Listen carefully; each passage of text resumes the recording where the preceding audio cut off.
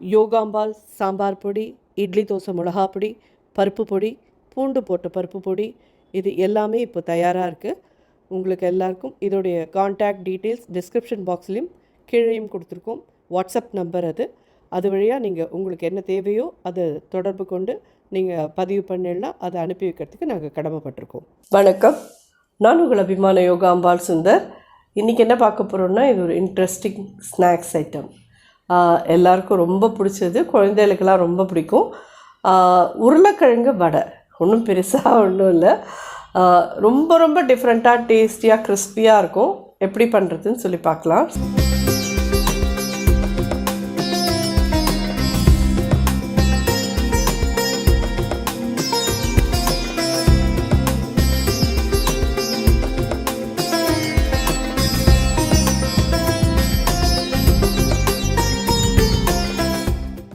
இது ஒரு medium size உருளைக்கிழங்கு, 4 உருளைக்கிழங்கு வேக வச்சு தோலி உரிச்சிருக்கேன்.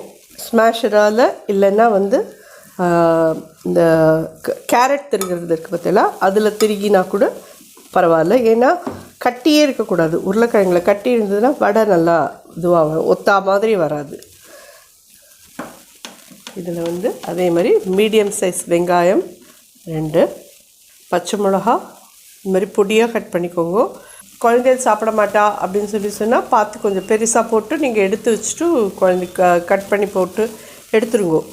எடுத்துகிட்டு குழந்தைகளுக்கு கொடுத்தெல்லாம் பரவாயில்ல. ஏன்னா அது அப்படியே மிளகாயோடு கடிச்சிட்டான்னா குழந்தைகள் அப்புறம் வடையே சாப்பிட மாட்டா. நமக்குங்கிறச்சு இந்த மாதிரி பொடியாக இருக்கலாம். நான் ஒரு 2 பச்சை மிளகா போட்டிருக்கேன். கருவேப்பிலை, இஞ்சி இது மாதிரி திருகினதாக போட்டுருங்கோ. நான் 1 இன்ச் துண்டத்துக்கு திருகினதாக ஒரு 1/2 டீஸ்பூன் கிட்ட போட்டுருங்க. ஸோ அரிசி மாவு 2 ஸ்பூன் போட்டுக்கலாம். கடலை மாவு 2 ஸ்பூன், ரவா 2 ஸ்பூன். இது கார்ன்ஃப்ளவர் ஆப்ஷனல், வேணுங்கிறவா போடுங்க, வேண்டாங்கிறவா போட வேண்டாம்.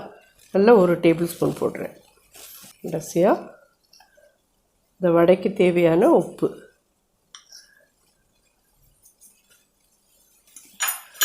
கொத்தமல்லி,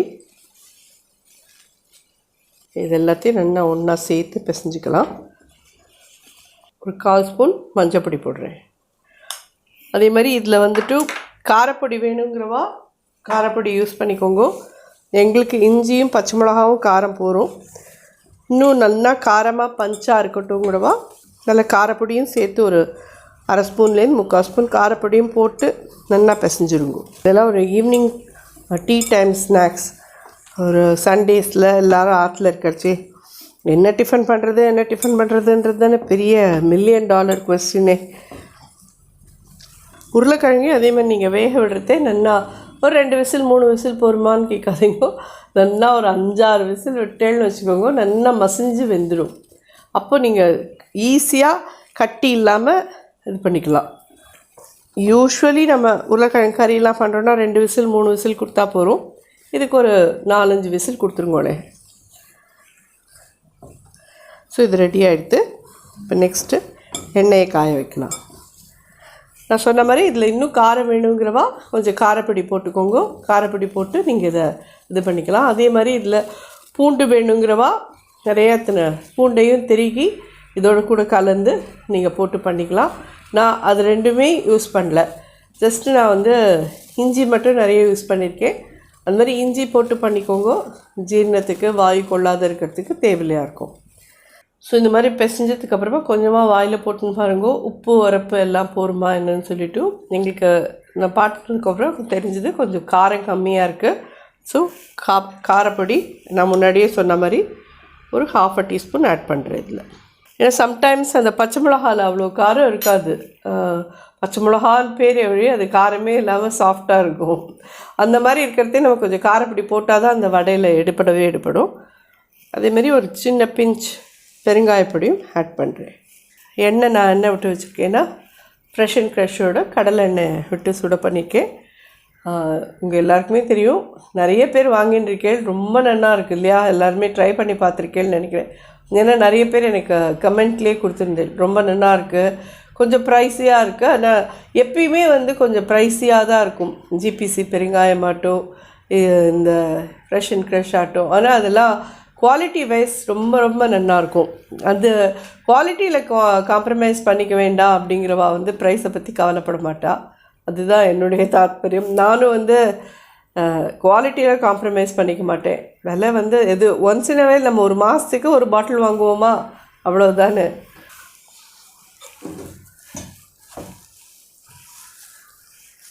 ஸோ எண்ணெய் காஞ்சிடுத்து. இந்த மாதிரி கை ஈரம் பண்ணிக்கோங்க 2 கையுமே.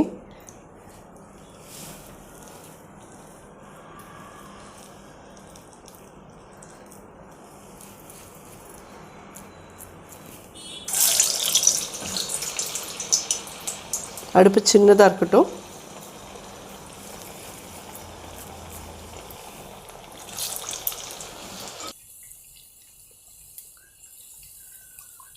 ரொம்ப டேஸ்டியாக டிஃப்ரெண்ட்டாக இருக்கும். மேலோடு இருக்கிறதே கிறிஸ்பியாக இருக்கும்.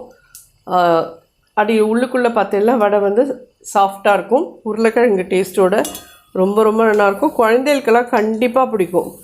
ஆக்சுவலி ஆனஸ்ட்டாக சொல்லணுன்னா, நான் 2-3 வீக்ஸ் முன்னாடி உருளைக்கிழங்கு வடை வந்து உங்களுக்கோசரம் ரெக்கார்ட் பண்ணினேன். ஆனால் என்ன பண்ணேன்னா, வழக்கம் போல் டாப் ஆங்கிள் கேமராவை கம்ப்ளீட்டாக ஆன் பண்ணவே மறந்து போயிட்டேன். அன்றைக்கி பண்ணி வடையில் நாங்கள் தான் ஹாப்பியாக சாப்பிட்டுட்டோம். இன்றைக்கி செகண்ட் டைம் உங்களால் வடை பண்ணி சாப்பிட்றோம். அது மாதிரி சொதப்பல்ஸ் எந்தலேயும் நிறைய நடக்கும். எடுத்து வச்சுருக்கோம்.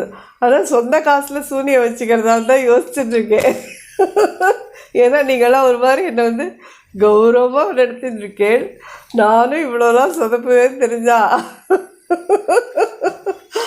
அதனால தான் அதான் சொல்லுவேன். அன்றைக்கி டோட்டலாக வடை எல்லாம் செஞ்சு தட்டி எல்லாம் முடிச்சிட்டேன். கடைசியில் பார்த்தா அந்த டாப் ஆங்கிள் கேமராவை கம்ப்ளீட்டாக ஆன் பண்ண மறந்து போயிட்டேன்.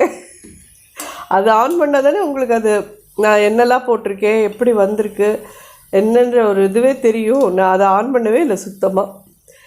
So okay, delete. வடையை நம்ம ஹாப்பியாக சாப்பிட்டோம் இல்லை, அவ்வளோதான். இல்லை, இன்ஃபேக்ட் என்னோடய எடிட்டரே சொல்லிட்டு இருக்கேன், மேடம் சொதப்பல்ஸ்லாம் ஒரு வீடியோ எடுக்கலாம் மேடம். இன்னும் எடுக்கலாம், ஆனால் வேணாம்ப்பா, சொந்த காசில் சூனியை வச்சுக்கிற மாதிரி இருக்கும் அப்படின்னு சொல்லிட்டு தான் இருக்கேன் நானும். ஏன்னா நீங்களாம் ஒரு மாதிரி கௌரவமாக நினச்சிட்ருக்கேன்ல, மாமி அப்படியே எல்லாம் பர்ஃபெக்டாக பண்ணுவாங்க. பர்ஃபெக்டாக யாராலையுமே எப்பயுமே பண்ண முடியாது. ஏதான ஒரு மறதி, ஏதான ஒரு இது எல்லாருக்கும் வரதான் வரும். நம்மளுக்கும் எத்தனையோ ஓடின்னு இருக்கோம், மண்டையில் எத்தனையோ ஓடின்னு இருக்கோம், ஆற்றுலேயும் ஏதோ ஒரு வேலை இதாகிட்டே இருக்கும். ஸோ எதையோ ஒன்று மறந்து போயிடுவோம். நல்ல இந்த ஓசையெல்லாம் அடங்கிட்டும் வடை எடுத்துடலாம். ஆல்மோஸ்ட் இது ரெடியாக எடுத்து பார்த்தீங்கன்னா நல்ல கோல்டன் ப்ரௌனில் ஜோராக ரெடியாக இருக்குது. பார்த்தீங்கன்னா தெரியும், நல்ல உளுத்த வடை மாதிரியே இருக்குது. பார்த்தீங்களா, புசு புசுன்னு. ஸோ ஜோரான உருளைக்கிழங்கு வடை ரெடியாக எடுத்து கண்டிப்பாக எல்லோரும் ட்ரை பண்ணுங்க. ரொம்ப டேஸ்டியாக இருக்கும், ரொம்ப ரொம்ப நல்லாயிருக்கும். ஆனால் எல்லா தடவையும் இந்த மாதிரி தட்டுறதுக்கு முன்னாடி கையை ஈரம் பண்ணிக்கோங்க. அப்புறம் மாவை அப்படி எடுத்து நல்லா அது மாதிரி உருட்டிட்டு 2 கையாலையும் ப்ரெஸ் பண்ணிவிட்டு அது ஓட்டை போடுறதுக்கு முன்னாடி தண்ணிக்குள்ளே கை விட்டுக்கோங்க. அதுக்கப்புறம் இப்படி பண்ணினேன்னா அழகாக ஓட்டை வந்துடும். அப்படியே போட்டுடலாம். ஸோ இது எல்லாருக்குமே கண்டிப்பாக பிடிக்கும். இதில் நீங்கள் கார்லிக் வேணுங்கிறவா நீங்கள் கார்லிக் நல்லா திருகி போட்டு யூஸ் பண்ணிக்கோங்க.